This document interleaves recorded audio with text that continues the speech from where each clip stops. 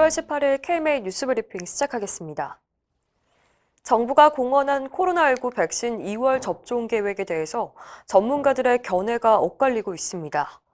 고려의대 감염내과 김우주 교수는 접종 우선순위를 정하고 의료인과 국민을 사전 교육하는 과정이 필요하다며 2월 말이 돼도 과연 시작할 수 있을지 의구심이 든다고 말했습니다. 특히 우리나라가 확보한 백신의 품질 문제를 지적했는데요. 아스트라제네카 백신의 경우 영국 본사에서 생산된 백신과 국내 공장에서 만든 제품이 과연 동일한 품질인지 충분히 검증해야 한다고 주장했습니다. 반면 질병관리본부장을 지낸 정기석 한림의대 교수는 기존의 예방접종 시스템을 그대로 활용하면 2월 접종에 문제가 없을 거란 의견을 밝혔습니다. 다만 완벽한 백신 품질 자료가 나올 때까지 접종하지 않는 사람들이 적지 않을 거라고 우려했습니다.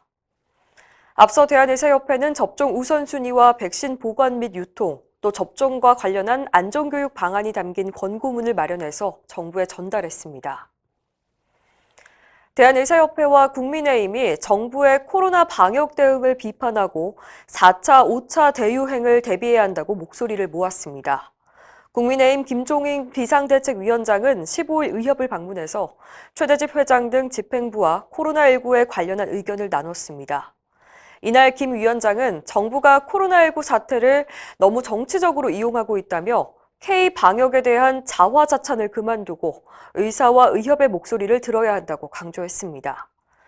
최대집 회장도 그동안 의협이 선제적인 백신 확보 등 여러 가지 제안을 했지만 정부는 거의 받아들이지 않고 허둥대다가 결국은 요양병원에서 수십 명이 사망했다고 정부의 대응을 질타했습니다.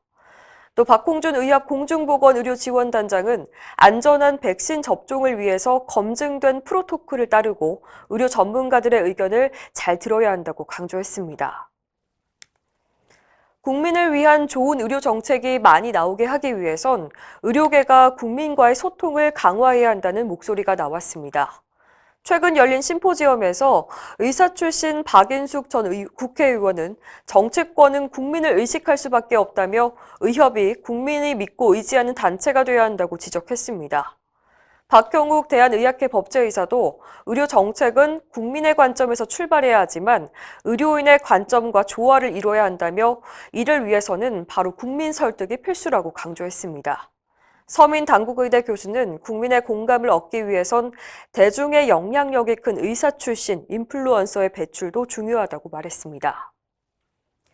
서울시가 코로나19 전담병원을 강제 지정하려고 해서 민간병원의 반발이 큽니다. 최근 서울시는 한 요양병원에 감염병 전담을 맡아달라고 요청했는데요. 해당 병원이 거부하자 그러면 강제로 지정하겠다 이런 입장을 전한 걸로 알려졌습니다. 이에 대해서 대한요양병원협회는 민간 요양병원을 전담병원으로 강제 지정하는 것에 반대한다는 공문을 중앙사고수습본부에 보냈습니다.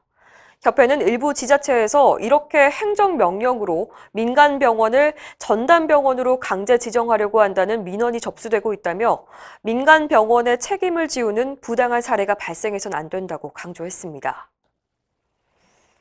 코로나19 병상이 부족해지자 자진해서 전담병원을 자청한 곳이 있었죠. 경기도 남양주의 현대병원인데요. 대한의사협회 최대집 회장과 박홍준 공중보건의료지원단장은 15일 이 병원을 방문해 격려금과 방호복 300세트를 전달했습니다. 최 회장은 경영 손실에도 불구하고 코로나19 진료를 위해서 병상을 내놓는 힘든 결정을 내려줬다며 의료진과 병원 관계자에게 감사를 전했습니다. 박홍준 단장도 의료진의 안전이 곧 환자의 안전인 만큼 각별히 건강을 챙겨달라고 당부했습니다. 앞서 의협 의료재난지원팀은 현대병원에 31명의 의사 인력을 파견했습니다.